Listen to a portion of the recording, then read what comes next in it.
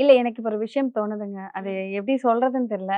எனக்கு என்னமோ red card குடுத்தது நல்லது தானோன்னு தோணுது.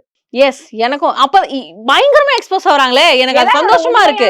மெயினா ஒரு விஷயம் வந்து பார்வதி விஷயத்துல யாரும் எக்ஸ்போஸ் ஆகல. அவங்களுக்கு நடந்தது விஷயத்துல கேட்டு கேட்டு எக்ஸ்போஸ் பண்ணிக்கிறாங்க. என்ன ஏன் நீ இப்படி பண்ண? வியானா வந்து கேக்குறாங்க என்ன ஏன் நீங்க இப்படி பண்ணீங்க விக்ரம்? சாண்ட்ரா எனக்கு பின்னால நீங்க ஏன் இப்படி இது பண்ணிருக்கீங்க? அதே மாதிரிதான் இங்க ரம்யா வந்து எனக்கு பின்னால ஒரு மாதிரியும் முன்னால ஒரு மாதிரியும் பேசுற. நான் ஜெயிலுக்கு போனது வெள்ளிக்கிழமை என்ன தப்பா பேசிருக்கேன். சனிக்கிழமை நான் வெளில போறேன் என்ன கட்டி பிடிச்சிருக்கேன். இதுல எந்த சாண்ட்ரா ஒரு சாண்ட்ரா?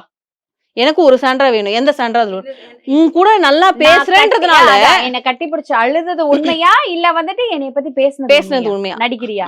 அதுக்கு அவங்க சொல்றாங்க எனக்கு வந்து நான் உன் கூட பேசினேன் அப்படின்றதுனால நான் உன்னை பத்தி பின்னால பேசக்கூடாதுன்னு இல்ல.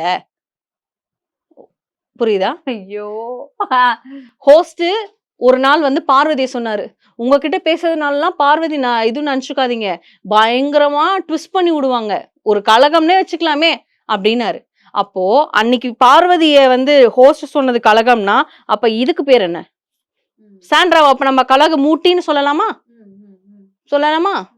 இப்ப அததான் வந்து ரம்யா எக்ஸ்போஸ் பண்றாங்க. விக்ரம் மூஞ்சிலையும் கனி மூஞ்சிலையும் வெளியே போய் முழிக்கவே கூடாது சொன்ன நீங்க. நீங்க எப்படி சொல்றதுன்னா எவ்வளவு பேர் வந்துட்டு பேஜ்ல வந்துட்டு இத ஓபனா சொன்னாங்களேங்க. பார்வதி ஓபனா சொன்னாங்களே யாருமே கேட்கலையே. விக்ரம பத்தி சொன்னாங்க கேட்கல. இன்னைக்கு திவ்யா பேசுறாங்க.